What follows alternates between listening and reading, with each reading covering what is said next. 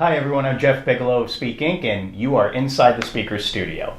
I know I've said this before, but today I actually mean it. We are in the presence of greatness. This is Alex Sheen, and Alex is the president and founder, CEO, head honcho of an incredible organization called Because I Said I Would.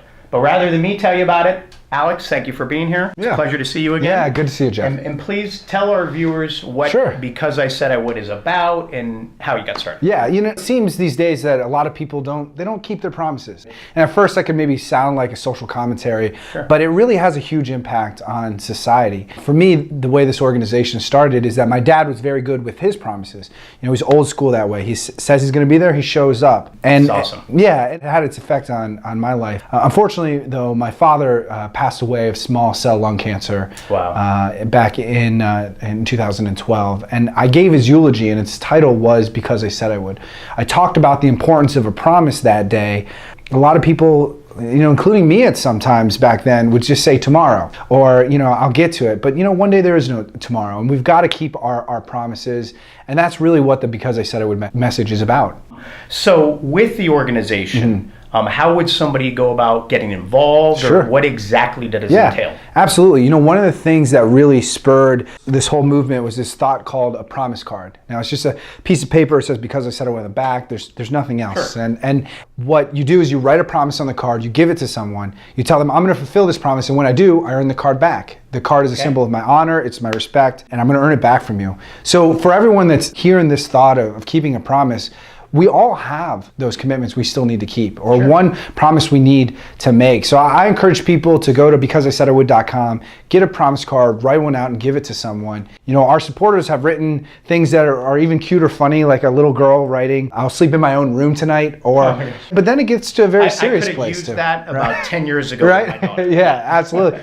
That little badge of courage, but the thing is, it gets much deeper than that too. We have folks who have served our country, who have post-traumatic stress disorder, who write, I will not kill myself. Because a commitment has its ranges and has its place in all of our lives. And so it's not always about always doing the biggest thing or the smallest thing. It's about what fits your life and where you're at. What's the most unusual promise you've heard? When we look at all the different promises out there, I do think that one of the most unusual ones have to do with those personal moments.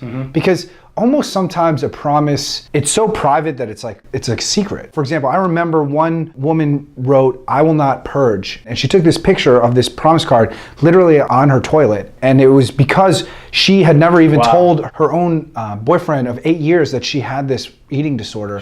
And so when I look at the ones that are a little bit different or a little bit unexpected, maybe it would be a better word, it's the ones that someone says, you know what, I'm going to put this out there for the first time in a manner that is public to hold myself accountable.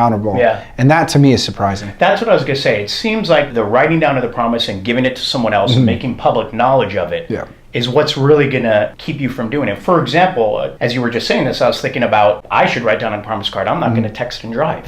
Give it to someone, and then because of that, it's like having that accountability partner and making sure that I follow through with it. And obviously, something like that is something I shouldn't be doing anyway, and being able to write it down. Yeah, but we all have those things that we need to get better at. And I think that while, messages from a speaker, like I'm a speaker, it's great to hear maybe, what we need is something actually actionable, tangible, that brings in a best practice.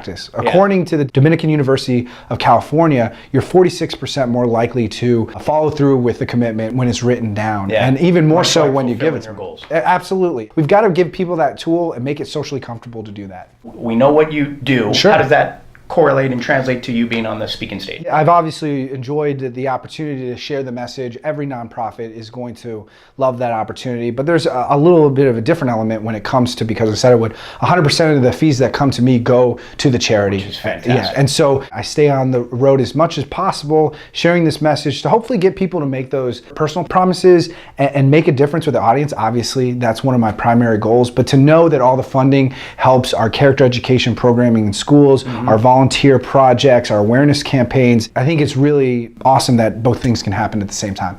In the little bit of free time you probably have, Sure. what do you like to do?